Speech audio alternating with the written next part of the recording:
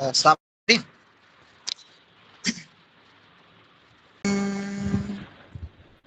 या कुन्देन्दु तुषारहार धवला या शुभ्रवस्त्रावृता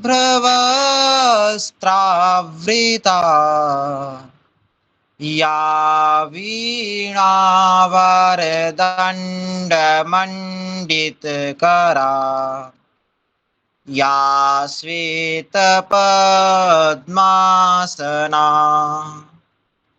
या ब्रह्माच्युतशङ्करप्रभृतिभिः देवैः सदा वन्दिता सा मां पातु सरस्वती भगवती निःशेषजाड्यापहा।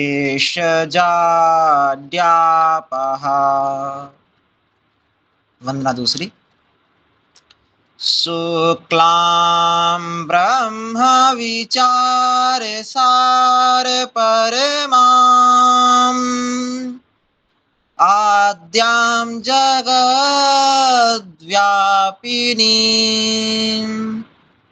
वीणा पुस्तकधारिणीं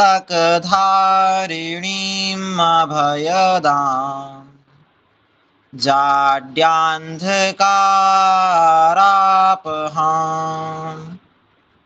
हस्ते स्फाटिकमालिकां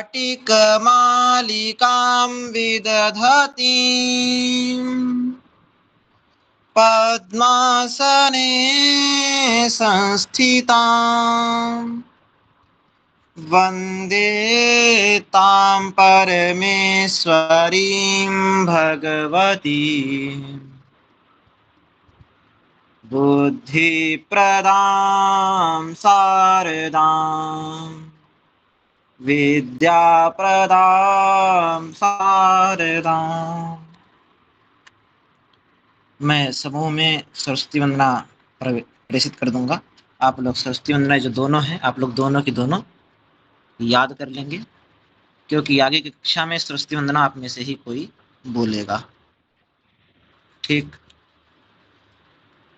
तो हम द्वितीय स्तर की कक्षा में आ गए हैं, तो ध्यान रहे हम संस्कृत भाषा के साथ साथ व्याकरण पे भी अच्छी तरीके से ध्यान देंगे। और संस्कृत भाषा में कुछ विस्तार है, विस्तार अर्थात जिसकी सीमा नहीं है, असीमित ऐसे कुछ नियमावलियों को भी हम पढ़ेंगे। अर्थात कुछ ऐसे तथ्य भी हमारे सामने आएंगे जिनकी कोई सीमा नहीं है, लेकिन फिर भी उनकी कुछ सीमाएं निर्धारित की गई है विद्वानों के द्वारा, हमारे ऋषियों के द्वारा। ठीक, तो हम उस विषय को भी समझेंगे कि हमारे विद्वानों ने कितनी बड़े विषयों को कितने छोटे शब्दों में समेटा है और किस विषय को कितना उत्कृष्ट या आकर्षित दिखाना चाहते हैं। संस्कृत व्याकरण आप सभी को अगर मैं पढ़ाने से पहले एक बार बता दूं उसकी स्थिति, तो संस्कृत व्याकरण ही एकमात्र ऐसा संसार का व्याकरण है, ये सिर्फ तारीफ करने के लिए नहीं, ये सच है कि पूरे दुनिया का एक लौता व्याकरण अर्थात संस्कृत व्याकरण है जो शब्द, वर्ण, शब्द और वाक्य की सिद्धि तक प्रयोग होता है। अर्थात एक एक अक्षर से लेकर, वर्ण से लेकर शब्द निर्माण तक और शब्द निर्माण से वाक्य निर्माण तक की पूरी प्रक्रिया नियमबद्ध तरीके से लिखी गई है। यूं कहो कि शब्द का भी निर्माण कैसे हो सकता है, ये हमारे संस्कृत व्याकरण। बाकी दुनिया का ऐसे कोई व्याकरण नहीं जो शब्द का निर्माण बताए। वाक्य को शुद्ध करना, वाक्य को सही करना हर कोई बता देगा। अर्थात बहुत सारे व्याकरणों में ऐसा है वाक्य कैसा शुद्ध होगा या वाक्य कैसा सही होगा, लेकिन संस्कृत मात्र ही ऐसा व्याकरण है जो शब्द की भी शुद्धि पर ध्यान रखता है। और उससे बात पता चलती है कि हमारे व्याकरण से शब्दों का निर्माण होता है। तो ये बात सिद्ध हुई कि संस्कृत व्याकरण शब्दों का निर्माण करता है। अर्थात जितने शब्द इस दुनिया में विद्यमान है वो अगर सारे के सारे खत्म कर दिए जाएं और संस्कृत व्याकरण जानने वाला अगर एक विद्वान हो तो वो पुनः उतने शब्दों का निर्माण दोबारा कर सकने की सामर्थ्य रखता है। तो ये सामर्थ्य संस्कृत व्याकरण है। और इस समय वर्तमान में जितने शब्द हैं उससे भी अलग अलग नए नए शब्दों का निर्माण हो सकता है और हो भी रहा है संस्कृत व्याकरण के माध्यम से। अर्थात ऐसा अपने पास नियम है, ऐसी नियमावली हमारे ऋषियों ने हमें दी है। तो आप ऐसा कह सकते हैं कि दुनिया के किसी भी भाषा में विकार आ सकता है, विकार अर्थात खराबी, कि कुछ ना कुछ नियम बदल जाए, लेकिन संस्कृत व्याकरण में जो नियम एक बार पहले बन गया है उसको कोई नहीं बदल सकता। उसी नियम का सब पालन करते हैं, उसी के अनुसार ही संस्कृत व्याकरण में आगे बढ़ा जाता है। तो जो नियम पहले बन चुका है, यूं कहो कि हम उस नियम को सिर्फ और सिर्फ पढ़ेंगे, समझेंगे कि उन नियमों ने क्या कहा, कैसे कहा और कितना कहा। तो अब हम शब्दों को निर्माण की बात कर रहे हैं, तो सबसे पहले वर्ण पे आएंगे, वर्ण अर्थात अक्षर पे। तो अक्षर से हम स्टार्ट करते हैं। तो इसमें लिखा है वर्णानाम समूह, अर्थात वर्णों का समूह, ठीक, या गण कहो, ठीक। तो वर्णों का समूह जो होता है, अक्षरों का समूह जो होता है, उसको हम वर्णमाला कहते हैं। वर्णानाम समूह बराबर वर्णमाला। तो वर्ण क्या है, सबसे पहले यही जान लो। वर्णमाला तो हम समझ गए, वर्णमाला होती है वर्णों का समूह। लेकिन वर्ण क्या है, अभी आप लोगों को लगेगा छोटी छोटी बात बता रहे हैं ना, ये तो बच्चों ने पहली क्लास में पढ़ी होगी, लेकिन इसके अंतर्गत ही व्याकरण में क्या क्या कहा गया है, कहाँ कहाँ कहा गया है, सब मैं आपको बताऊंगा। तो वर्ण के विषय में पतंजलि जी कहते हैं, अर्थात संस्कृत व्याकरण के जो तीसरा ग्रंथ है, जो तीन मुनियों को बोला जाता है ना, कि पाणिनि जी, पतंजलि और कात्यायन जी, इन तीनों ने ही व्याकरण को एक विशेष ग्रंथ में समेटा है, ठीक। पाणिनि जी ने नियम बताए हैं अर्थात सूत्र, और कात्यायन जी ने उन सूत्रों में जहां कहीं कमी रह गई है या ज्यादा हो गया है, उस विधि को समेटा है कि ये कम रह गया है, इसे और जोड़ना चाहिए, या ये ज्यादा हो गया, इसको कम करना चाहिए। वार्तिककार जी ने बताया, हमारे कात्यायन जी ने। फिर पतंजलि जी ने उन सभी की व्याख्या की है कि इन नियमों से हमारे ऋषि कहना क्या चाह रहे थे।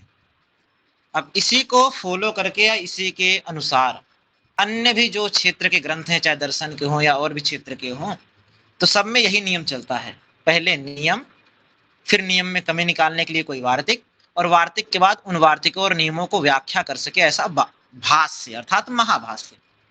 तो सभी ग्रंथों के तो भाष्य होते हैं, लेकिन व्याकरण में हमारे महाभाष्य है। तो महाभाष्य की हम बात करेंगे अगर व्याकरण की बात कर रहे हैं तो, क्योंकि संस्कृत व्याकरण में एक नियम है कि जो पतंजलि जी को नहीं मानता, जो वैयाकरण, अर्थात उसको हम वैयाकरण ही नहीं मानते, उसको हम व्याकरण का ज्ञानी ही नहीं मानते। तो पतंजलि जी को मानने वाला ही व्याकरण का ज्ञानी है, क्योंकि उन्होंने ही व्याकरण की व्याख्या की है। तो व्याख्याकार को तो मानना पड़ेगा ही, ठीक। इसी क्रम में हमारे पास वाक्य दो लिखा मिल रहा है, जो व्याख्याकार का है, मतलब महाभाष्य का है। स्वयं राजन्ते इति स्वराः, अर्थात जो स्वयं राज करते हैं, जो खुद राज करते हैं कहीं भी, अपने क्षेत्र में या किसी के क्षेत्र में, तो स्वयं राजन्ते, जो खुद राज करते हैं, वो स्वर हैं, स्वराः वो स्वर हैं।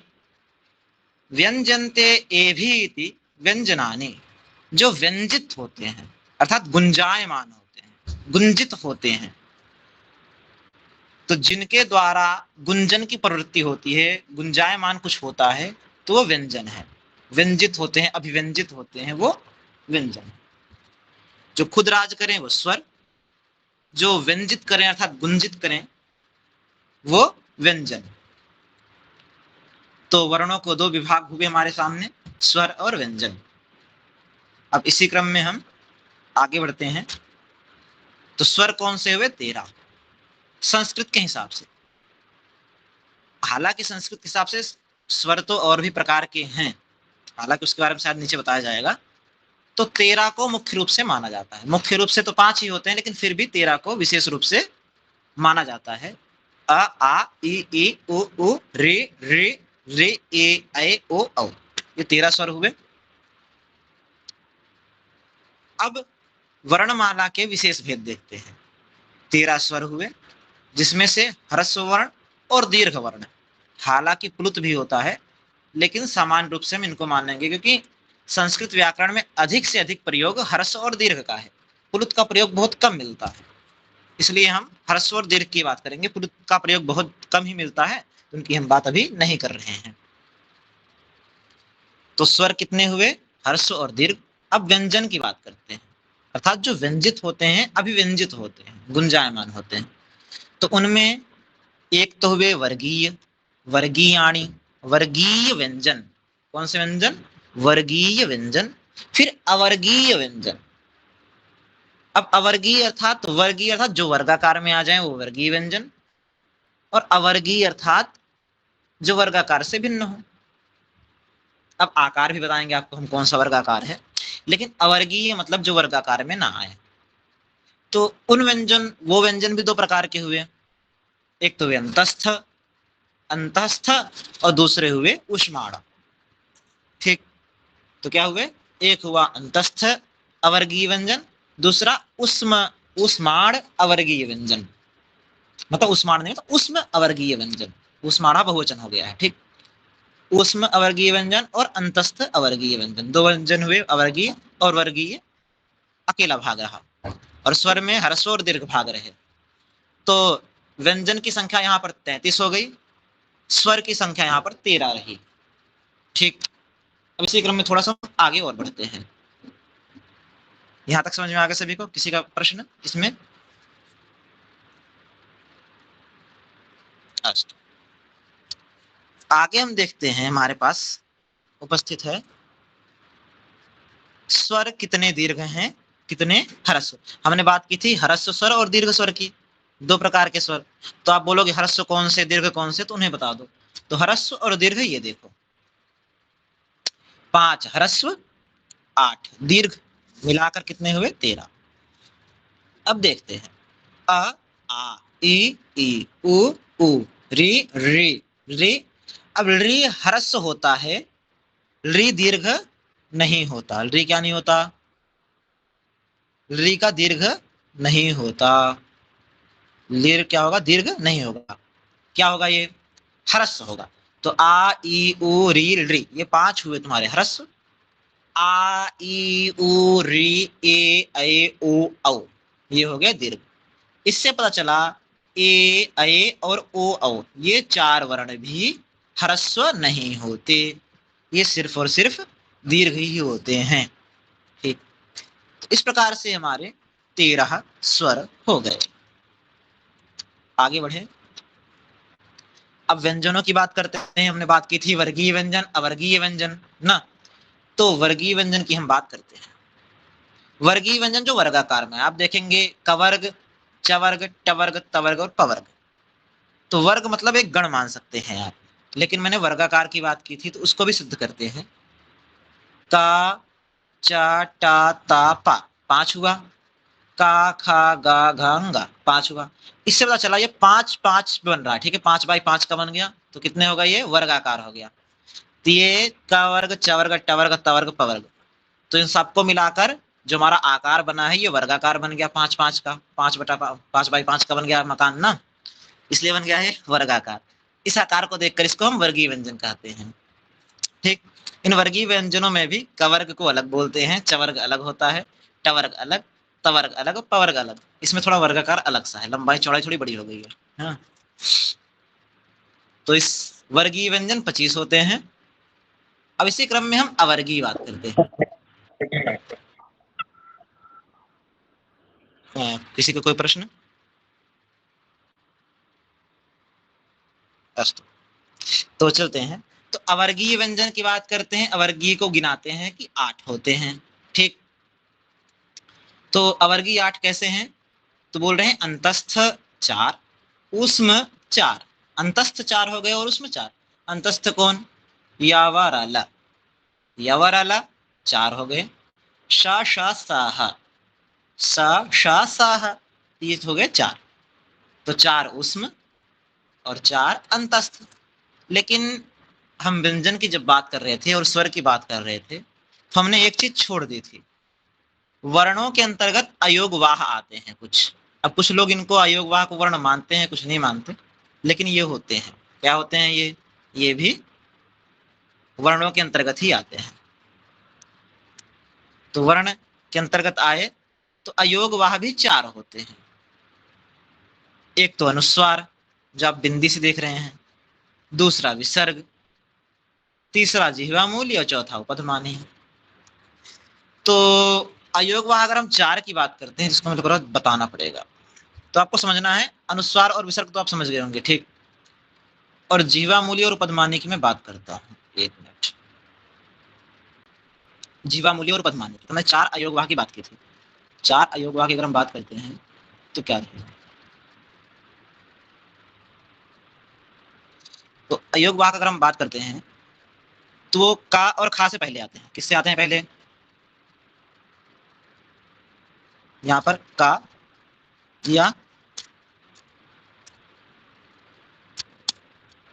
या खा से पहले आएंगे। तो का या खा से पहले जो विसर्ग आता है, क्या आता है? जो विसर्ग आएगा उसको हम क्या कहेंगे?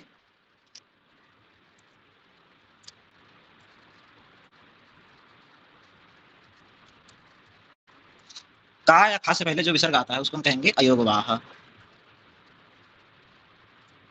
यहाँ पर विसर्ग का चिन्ह नहीं बनना, विसर्ग का तो का या खा से पहले जो विसर्ग आता है उसको हम बोलेंगे जीवामूल्य, ठीक। और इसी के क्रम में अगर हम बात करते हैं पा और फा की, तो पा या फा से पहले जो स्वरूप आता है विसर्ग का उसको हम कहेंगे उपधमानीय।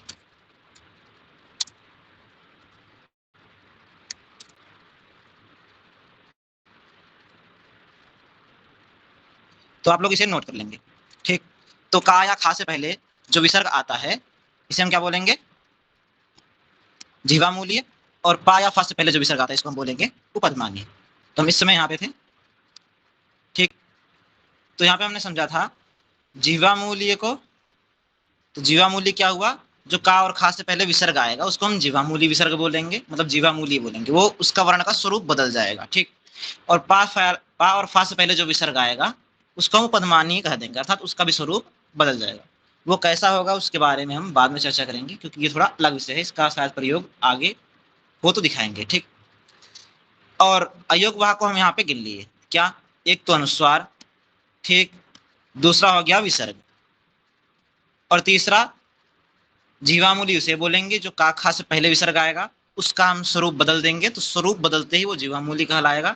उसी प्रकार से पा और फा से पहले अगर कोई विसर्ग आता है उसका स्वरूप हम बदल देंगे और वो उपधमानीय कहलाएगा, ठीक।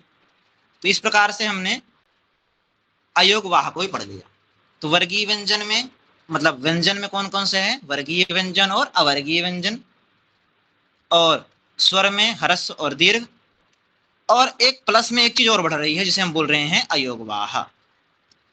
कोई इसे स्वर में गिनता है तो कोई व्यंजन में, ना कि ये स्वर में है ना ही व्यंजन में, ठीक। ये अलग से ही वर्ण है कुछ, ठीक। तब इस क्रम में हम आगे बढ़ते हैं।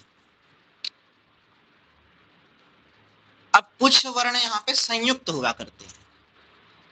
कैसे होते हैं? कुछ संयुक्त होते हैं। तो आप श को देखें, श का जो स्वरूप बनता है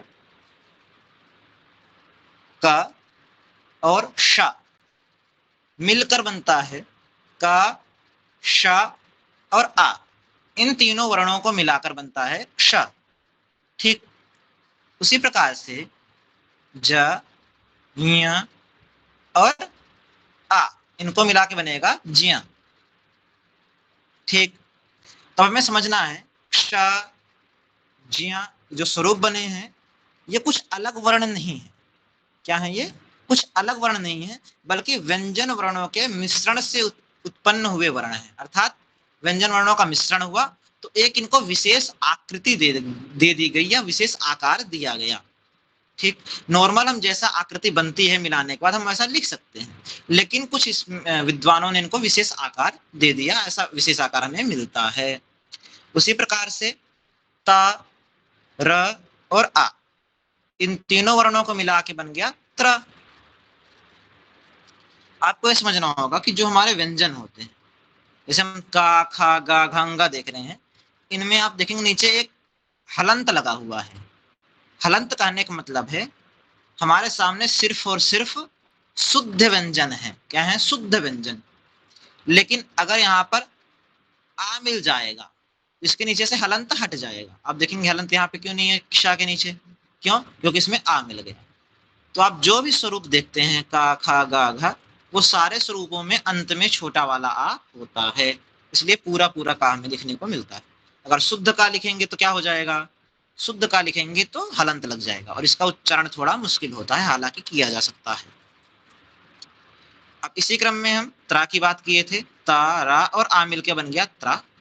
उसी प्रकार से कोई व्यक्ति इसका उच्चारण जो दिया है, ध कोई ध ऐसा करके उच्चारण करता है, ढंग से उच्चारण कोई कर नहीं पाता, इसका उच्चारण में समझना है द, य और आ, इन तीन वर्णों को मिलकर बनता है दिया।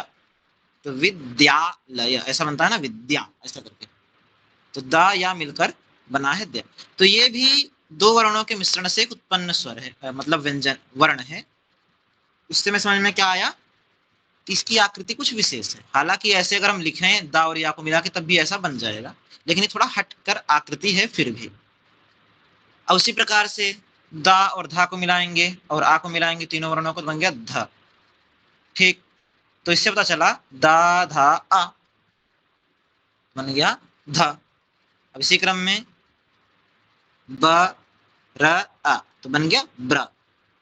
उसी प्रकार से हा या आह, मतलब आ में भी विसर्ग जोड़ दिया गया है। ठीक, आ में क्या आ गया, विसर्ग, तो बन गया थियह। इसी क्रम में श र अ, तीन वर्णों मिलाया बन गया श्र। द म अ, तीनों वर्ण मिला दिया बन गया द्म। उसी प्रकार से ह र अ बन गया ह्र। अब ब द अ, द क्या बन गया, द, द बन गया ये। इसी प्रकार से द व ए, तीनों वर्ण मिला दिया, क्या बन गया द्वे। उसी प्रकार से ह म आ बन गया म, हम बन गया। अब इसी प्रकार से प र आ बन गया प्र। इस तरीके से हमारे संयुक्त वर्ण होते हैं, जिसमें हमने क्ष, ज्ञ, त्र, द्य, ध, ब्र, यह, स्र, म, ह्र, द, द्वे, म, प्र, इन वर्णों को देखा। इस प्रकार से और भी बहुत सारे वर्ण हो सकते हैं। ठीक, तो इस क्रम में हम आगे बढ़ते हैं।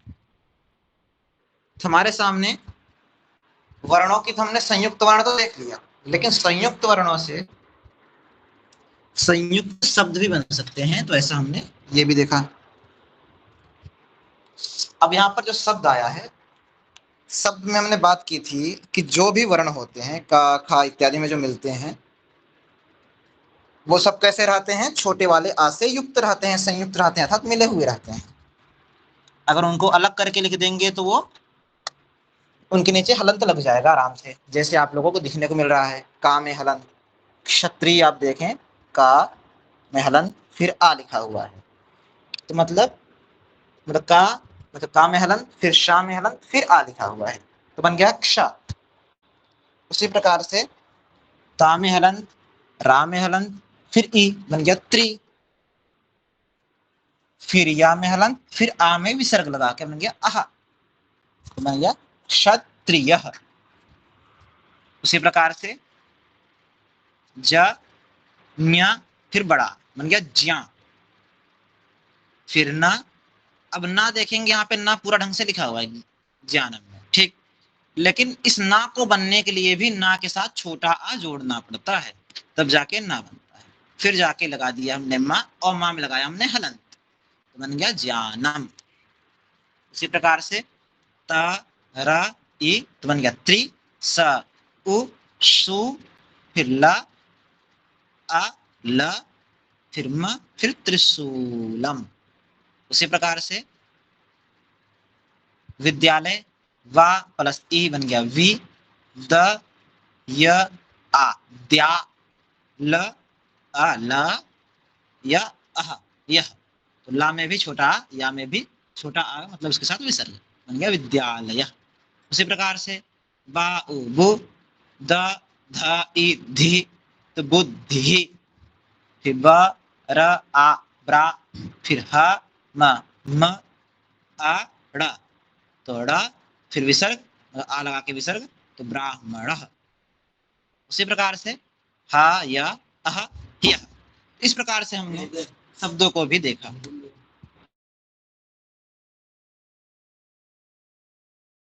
हमने बात की थी कि स्वर ह्रस्व और दीर्घ ही नहीं बल्कि प्लुत भी हुआ करते हैं। तो हम आपको प्लुत भी बता ही देते हैं। तो प्लुत भी क्या होते हैं, कितने होते हैं, कैसे होते हैं। हालांकि हमने जो वर्णों की बात की तो हमने यहाँ तक वर्णों का विभाग देख लिया था। यहाँ पे हमने स्वर, यहाँ हमने व्यंजन, लेकिन संयुक्त अक्षर और संयुक्त शब्दों को देखकर आगे हमने स्वरों को सोचा कि पूर्ण विस्तृत तरीके से स्वर्ण और व्यंजन भी बता दिए जाए।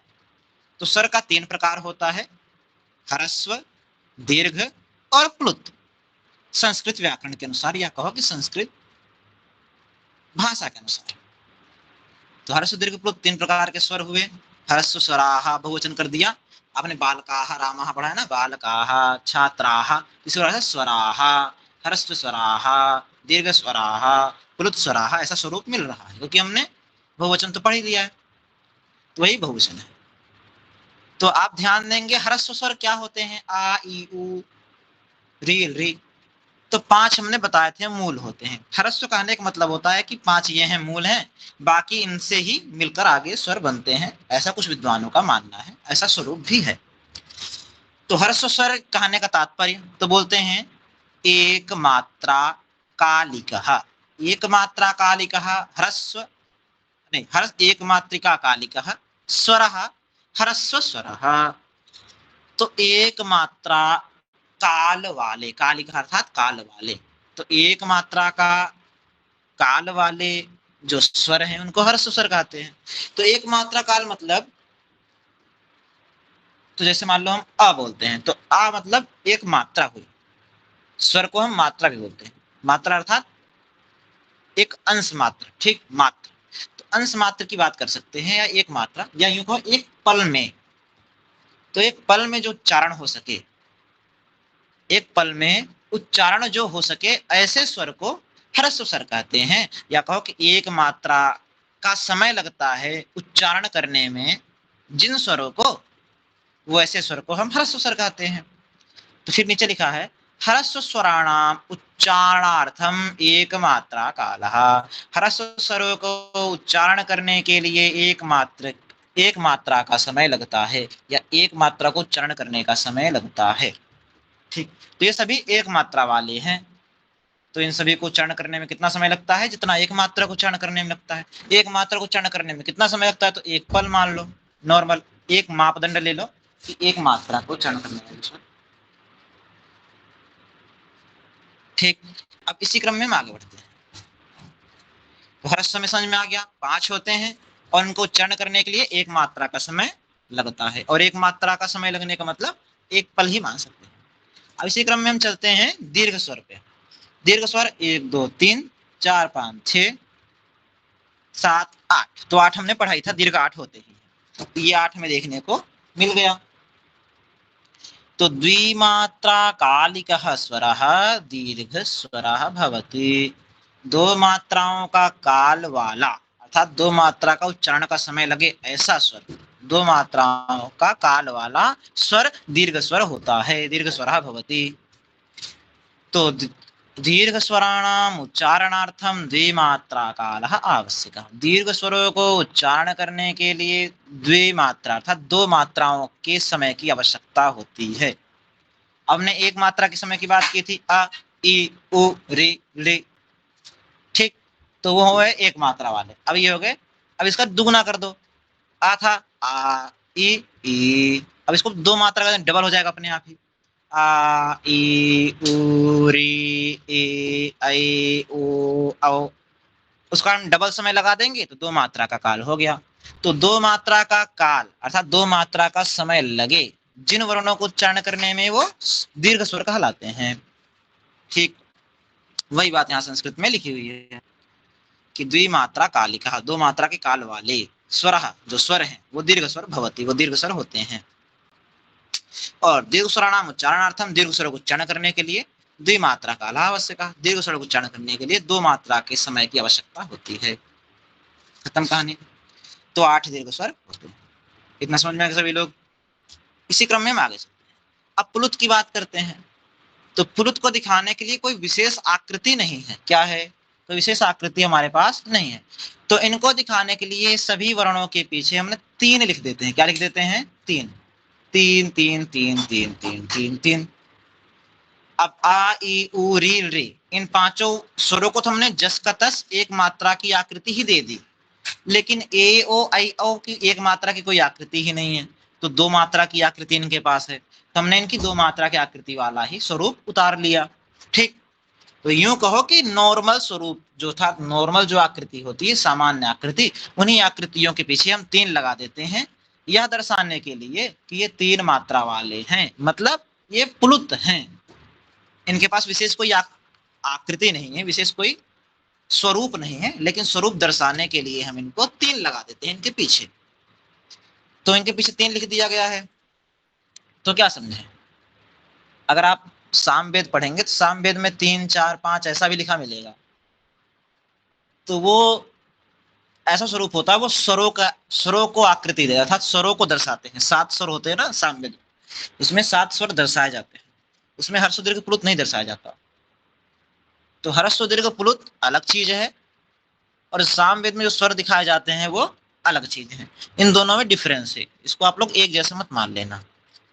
सामवेद में एक मात्रा, दो मात्रा, तीन, मतलब 1 2 3 4 5 6 7 तक गिनती मिलती है प्रत्येक वर्णों में, तो वो दीर्घ के पीछे भी एक लिख देते हैं, तो इसका मतलब ये नहीं दीर्घ ह्रस्व हो जाएगा, इसका मतलब होता है कि वो उस सीमा तक उच्चारण होगा जो सीमा संगीत में निर्धारित है। ठीक है, तो संगीत में जो सीमा निर्धारित की जा रही है वो अलग चीज है, वर्णों में जो सीमा निर्धारित की जा रही है उच्चारण की वो अलग चीज है। यहाँ पर जो वर्णों की सीमा निर्धारित की जा रही है उच्चारण के लिए, ये विशेष स्वर को दिखाने के लिए कि ऐसे भी स्वर होते हैं, इसलिए है। लेकिन वहां पे जो वर्णों के उच्चारण की सीमा दिखाई जाती है 7 गिनती तक, वो दिखाया जाता है कि एक प्रकार के स्वर को, अर्थात एक प्रकार के वर्ण को कुछ इतना लंबा भी बोला जा सकता है। जैसे मान लो करते चले गए, तो ये एक दूरी आकृति की तय हो जाती है, तो ये कोई दीर्घ प्लुत की जो आकृति नहीं हो जाएगी। ठीक, इसमें हालांकि कुछ वैसा ही स्वरूप हमें देखने को मिलता है, लेकिन थोड़ा सा भेद है। भेद कहने का मतलब ह्रस्व दीर्घ प्लुत स्वर होते ही हैं, मतलब इनका एक मात्रा, दो मात्रा, तीन मात्रा का उच्चारण काल होता है, लेकिन सामवेद इत्यादि की अगर हम बात करते हैं, उनमें जो संख्याएं लिखी जाती है वो स्वरों की संख्या होती है, वो अलग स्वर कहे जाते हैं। जैसे उदात्त और उदात्त स्वरित, ये तीन तो होते हैं, लेकिन इनके भी अलग अलग भेद होते हैं। वो स्वर मतलब होता है संगीत का स्वर।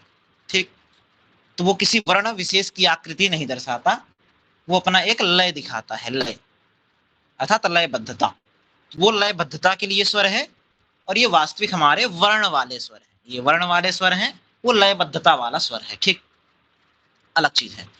तो यहाँ पर हम इसको समझ रहे हैं, तो 3 मात्रा के हमारे स्वर होते हैं, तो त्रिमात्रिक कालिका प्लुत स्वर, तो त्रिमात्रा काल वाला जो स्वर होता है प्लुत स्वर कहलाता है। तो प्लुत स्वराणाम उच्चारणार्थम, प्लुत स्वर को उच्चारण करने के लिए त्रिमात्रा काल आवश्यक है। जैसे हमने आ की बात की, फिर हमने आ की बात की, फिर यहाँ पर हमने आ की बात करेंगे, तो इसमें तिगुना उच्चारण का समय लग जाएगा। आ ई उ री ए ऐ ओ औ, कितना उच्चारण काल हुआ, ये त्रिमात्रा का हुआ। तो हमने यहाँ पर प्लुत स्वरों को समझ लिया। ठीक, इस प्लुत स्वर को देखकर बहुत जगह विभेद हो जाता है, तो आपको इतना समझना है कि प्लुत अलग चीज है, और जो सामवेद में 3 लिखा जाता है वो अलग चीज है। ठीक, थोड़ा सा अंतर दोनों में होता है, उसमें भी आपको 3 4 लिखने को मिल जाएगा। अब इसी क्रम में हम आगे चलते हैं। तो स्वर को हमने 2 प्रकार जाना था कि ह्रस्व और दीर्घ, लेकिन हमने तीसरा प्रकार भी अब देख लिया। अब ध्यान देंगे, ह्रस्व स्वर में 5 स्वर होते हैं, आ ई उ री। दीर्घ में 8 होते हैं, आ ई उ री ए ऐ ओ औ। लेकिन दीर्घ में री नहीं होता। क्या नहीं होता? री नहीं होता। और ह्रस्व में ए ऐ ओ औ, ये 4 नहीं होते। ठीक, लेकिन प्लुत में सब कुछ होता है। प्लुत में क्या होता है? सब कुछ। री भी होगा, ए ऐ ओ औ भी होगा, अर्थात सारे होंगे, आल टू आल। यहाँ पर 8 नहीं, तो प्लुत कितने हो गए? 9 हो गए। 1 2 3 4 5 6 7 8 9, 9 हो गए ना। तो प्लुत कितने होते हैं? 9। दीर्घ कितने होते हैं? 8। ह्रस्व होते हैं 5। तो सभी के पीछे 3 लिख देने से ये प्लुत कहलाएंगे। समझ में आ गया यहाँ तक सभी को? तो व्यंजन कितने हो गए, आप जोड़ देना कितने होते हैं, आगे पता चल जाएगा। इसी क्रम में व्यंजन की बात करते हैं, तो व्यंजन हमारे वर्गीय व्यंजन जो होते हैं, का वर्ग, च वर्ग, ट वर्ग, त वर्ग और प वर्ग की हमने बात की थी, अर्थात 5 वर्ग की हमने बात की थी। 5 वर्ग में अंतर्गत आते हैं जिनको हम वर्गीय व्यंजन कहते हैं। लेकिन इसी वर्गीय व्यंजन को एक नाम और दिया है। क्या नाम दिया? इनको बोलते हैं स्पर्श व्यंजन। वर्गीय व्यंजन को स्पर्श व्यंजन भी कहते हैं। स्पर्श क्यों कहते हैं? स्पर्श इसलिए कहते हैं कि इन्हीं वर्णों के उच्चारण करने के लिए जो हमारी जीभ है अर्थात जीवा है, इस जीभ को अलग अलग स्थानों को स्पर्श करना पड़ता है।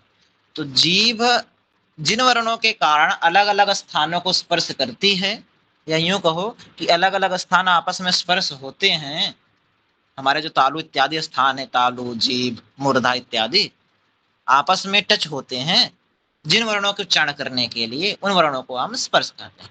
हालांकि बहुत से वर्णों को उच्चारण करने के लिए स्पर्श होते हैं, लेकिन इनको उच्चारण करने के लिए कुछ ज्यादा ही स्पर्श होना पड़ता है, मतलब टच करना पड़ता है। स्पर्श अर्थात टच करना, ठीक।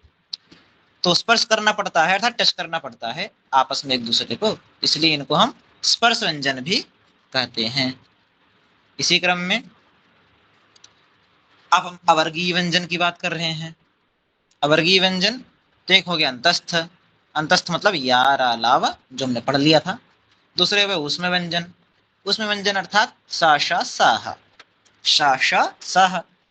उसी प्रकार से अयोगवाह के अंतर्गत अनुस्वार विसर्ग और जिह्वामूली पदमानी की हमने बात की ही थी। हालांकि इसमें अब दर्शाया नहीं है क्योंकि शायद उसका प्रयोग नहीं होगा, इसलिए आगे चल के इस स्लाइड में या इस पाठ्यक्रम में तो अनुस्वार और विसर्ग की यहाँ पे हमने बात करनी। अब इसी क्रम में हम गणना करते हैं, हमारे पास वर्ण कितने हुए, कितने हुए देखते हैं। तो स्वर हम 13 ही गिनेंगे, अर्थात हम प्लुत को नहीं गिनेंगे, ह्रस्व गिनेंगे, दीर्घ गिनेंगे, प्लुत को नहीं गिनेंगे। तो 13 हुए। स्पर्श व्यंजन जिसको हम वर्गीय बोल रहे हैं वो 25 हुए। अंतस्थ हुए 4, उसमें हुए 4, अयोगवाह को इन्होंने 2 लिया, कौन? अनुस्वार और विसर्ग। जीवामूली और पदमानी को इन्होंने नहीं लिया। क्यों नहीं लिया? कि बाल ने अनुस्वार विसर्ग तो है ही, और विसर्ग का स्वरूप ही जीवामूली और पदमानी होते हैं, तो उनको जोड़ने की जरूरत इन्होंने नहीं मानी। किसने नहीं मानी? तो उत्तर प्रदेश संस्थान ने, उत्तर प्रदेश राष्ट्रीय संस्कृत संस्थान है, इसने नहीं मानी। हालांकि संस्कृत भाषा में ये 63 वर्ण होते हैं, वो पुलुत को भी गिनते हैं और अयोगवाह में जीवामूली और उपधमानी को भी गिनते हैं, और भी बहुत सारे वर्ण हैं उनको भी गिनते हैं, तब जाके वो पूरा 63 या 64 वर्ण हो जाता है। लेकिन उत्तर प्रदेश संस्थान ने 48 मानकर ही आगे बढ़ा है, अर्थात वो 48 ही मानता है। क्यों? उसको लगता है कि बच्चों के लिए 48 ही भारी पड़ जाएगा, ज्यादा नहीं पढ़ाना चाहिए, तो हिसाब से चल रहे हैं, ठीक। इसी क्रम में हमने इस देख लिया था, एक बार दोबारा दिखा देता हूं। तो अंतस्थ 4 यार अलावा, उसमें 4 शाशा साहा, और अनुस्वार विसर्ग जिनको हम क्या बोल रहे हैं? अयोगवाह। इसी क्रम में स्पर्श व्यंजन 5-5 का ग्रुप है, तो क्या बन गया? 25, 5-5 का 5 ग्रुप 25 हो गया। इसी क्रम में ये 5 ये और 8 इन दोनों को ही जोड़ा जा रहा है, हर्ष और दीर्घ को, प्लुत को नहीं जोड़ा गया। तो टोटल मिला के अपने वर्ण हो गए 48, ठीक। 48 को इन्होंने जोड़ दिया उत्तर प्रदेश संस्थान वालों ने। तो यहां तक समझ में आ गया सभी को?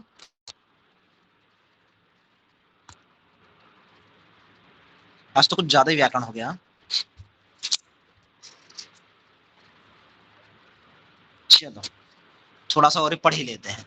अगर हम व्याकरण पढ़ ही रहे हैं तो संस्कृत व्याकरण में अगर हम बात करें तो संस्कृत व्याकरण में जो सबसे विशेष बात होती है वर्णों के बारे में, वो तो हमने नॉर्मल गिन लिया, लेकिन विशेष बात जो होती है वर्णों के बारे में, वो माहेश्वर सूत्र की बात करते हैं, जो शंकर जी के डमरू से बजा है, मतलब शंकर जी के डमरू से निकला है, ठीक। तो ये जो 14 सूत्र हैं पाणिनि जी ने इसके आधार पर, इनके आधार पर पूरे व्याकरण की संरचना की है, ऐसा कहते हैं विद्वान। तो इन 14 सूत्रों के आधार पर संपूर्ण व्याकरण की रचना हुई। तो ये 14 सूत्र क्या हैं? तो ये वही हैं जो शंकर जी के डमरू से निकले थे, और विशेष बात इनमें कि ये इनके अंतर्गत सभी वर्ण आ जाते हैं। कौन कौन से? स्वर भी आ जाते हैं और व्यंजन भी। ठीक, तो इनके अंतर्गत स्वर और व्यंजन दोनों आ जाते हैं। और आप ध्यान देंगे तो इनमें 3, 2, 5, 6, 7, तो यहां पर हम ध्यान देंगे कि 9 वर्ण यहां पर अच के आते हैं। अच के इसमें कितने वर्ण आ गए? 9। और व्यंजन के सारे व्यंजन इसमें आ जाते हैं। कैसे? तो अगर आप ध्यान देंगे तो अगर हम उल्टा चलें, 12वां सूत्र पे आप आए, का पे ध्यान देंगे, का, फिर यह खा, का खा, फिर यह गा, फिर यह घा, फिर यहाँ पे हो गया 7वें सूत्र पे अंग। अर्थात इसी क्रम में उल्टा चलते रहेंगे। तो यहाँ शुरू करेंगे, फिर चा, छा, फिर जा, यहाँ पे झा, फिर होगा यहाँ पे या। उसी प्रकार से टा, ठा, डा, ढा, णा।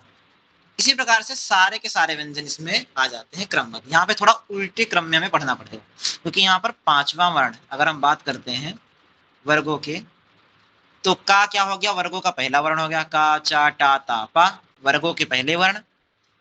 खा, छा, ठा, था, फा, ये वर्गों के दूसरे वर्ण। गा, जा, डा, दा, बा, ये वर्णों के कितने हो गए? तीसरे वर्ण। और घा, झा, ढा, धा, भा, ये वर्गों के चौथे वर्ण। और गा, या, डा, ना, मा, ये वर्गों के 5वें वर्ण हो गए। ठीक, तो 5 वर्ण, मतलब वर्गों में 5 वर्ण आते हैं क्रमबद्ध तरीके से। इसमें आप ध्यान देंगे सभी वर्गों के या, मा, गा, डा, ना, ये पांचों वर्गों के पांचों वाले, मतलब 5वें वर्ण आ गए हैं। ठीक, उसी क्रम में अगर हम बात करते हैं तो इसमें जो वर्ण आए हैं 8वें सूत्र में और 9वें सूत्र में, ये वर्गों के चौथे वर्ण है। झा, भा, घा, ढा, धा, ये 5 वर्ण हो गए। पांचों वर्ण कौन से हैं? ये वर्गों के चौथे वर्ण। फिर जा, बा, गा, डा, दा, ये बा है, जा के बाद वा नहीं है, क्या है? बा है, इसमें थोड़ा गलत लिखा है। तो क्या हो गया? ये वर्गों के तीसरे वर्ण हो गए। फिर खा, फा, छा, ठा, ता और का, पा, ये दोनों सूत्र मिला के वर्गों के दूसरे और पहले वर्ण हो जाएंगे। ठीक, तो ये पूरा पांचों वर्गों के वर्ण इसमें आ गए। और 14 सूत्रों के पहले, दूसरे, तीसरे और 4 सूत्र, चारों सूत्रों के अंतर्गत 9 हमारे स्वर आ गए। फिर हा, या, वारा, ये 4 वर्ण जो हैं ये अलग अलग हैं, जिनको हम अंतस्थ और उसमें वर्ण के नाम से जानते हैं। तो या, वा, रा और ला को तो आप अंतस्थ के नाम से जानते हैं, या, वा, रा, ला। ठीक, और सा, शा, सा, हा, इन चारों को आप लोग किसके नाम से जानते हैं? उष्म के नाम से। इस क्रम से हमने जो ऊपर पढ़ा था, ये सारे के सारे 14 सूत्र के अंतर्गत आ गए। अब क्रमबद्ध तरीके से मैं सूत्र का उच्चारण करता हूं, प्रत्येक व्यक्ति एक एक इस सूत्र का उच्चारण करेगा। ठीक, तो आप लोग ध्यान से सुने और समझें। आ, ई, उण, रेल, रिक, ई, उंग, ऐ, औच, हाया, वारट, लण, न्यामंगण, नम, झ, भई, घ, ढ, धश, ज, ब, ग, ड, दश, खा, फा, छा, ठा, था, चा, ट, तौ, का, पै, सा, श, सर, हल। ठीक, इसमें मैंने 14 सूत्र का उच्चारण किया, इसी क्रम में आप लोग भी करेंगे। अस्तु, तो प्रथम कौन करेगा? विकास महोदय उपस्थित हैं? हाँ जी, हाँ, उच्चारण। आचार्य जी। आई, ऊण, श्री, ल, क, ए, ओ, ग, ए, औच, आय, व। हाँ, तो ए ओच नहीं है, आई औच, ए ओंग, आई औच, ए और आई। ए, ओ, अंग, ए, औच, आई औच। ऐ, औच, हाँ, हय, वरट, लड़,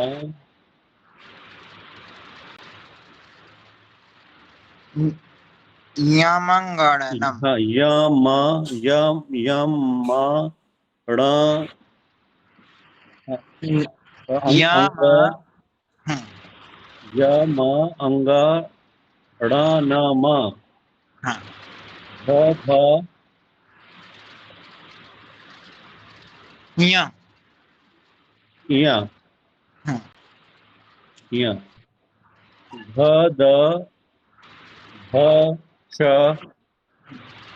ज ज ब ग ड द श ट ठ छ ठ ठ च ट त व क प य च श ट र ह ल। उत्तमम्। अस्तु, इसी क्रम में ऋषिका भगिनी उपस्थिता अस्ति। उच्चारणं करोतु। अ इ उ यु ऋ ए ओं ऐ औ छ य रट लण य लंगण न् य भ य घ य ग गड द ख फ छ ट ठ चट तव क प य श ष सर हल इति सूत्राणि। इति माहेश्वराणि सूत्राण्यनानि तेषां व्याप्तः। अस्तु, इति क्रम में ऋषिका भगिनी उपस्थिता अस्ति। ऐ उण् वदतु। ए ओं ऐ औ हय वरट् लण् यमगणनं झभय घढधश जबगडदश ख फ छ ठ त चटतव कपय श सर हल। तमाम, बहुत बढ़िया। इसी क्रम में हरिओम महोदय।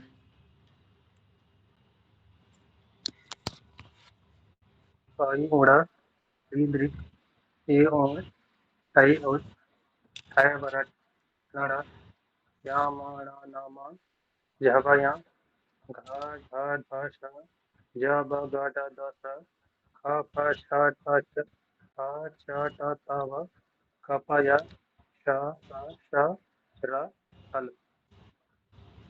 उत्तमम्। निकिता भगिनी जयचार्य वदतु। I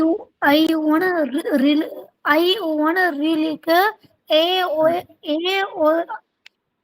क्या ओंग ए ओंग ए ओच हय वरट लण झ झभ झभया नाम झभ झभय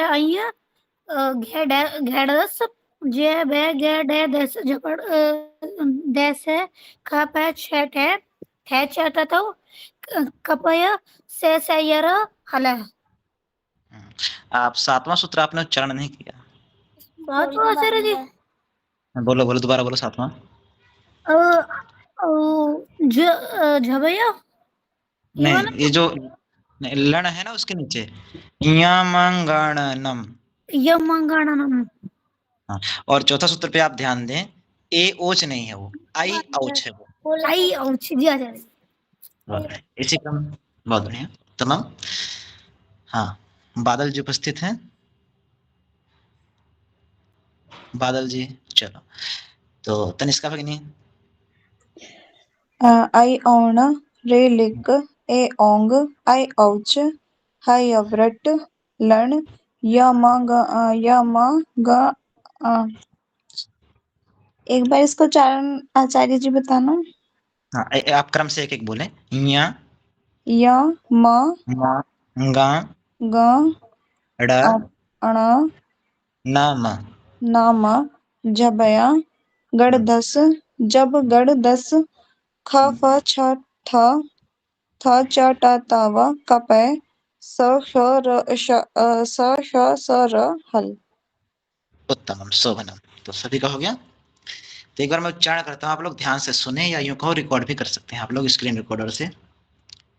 आ ई ओण रे रेक ए ओंग आई औच हाया वाराट लाण न्यामंगणनम झाभै घाढा धाश जाबा गाडा दश खाफा छाठा था चाटा तव कापय सा शास्त्र हल।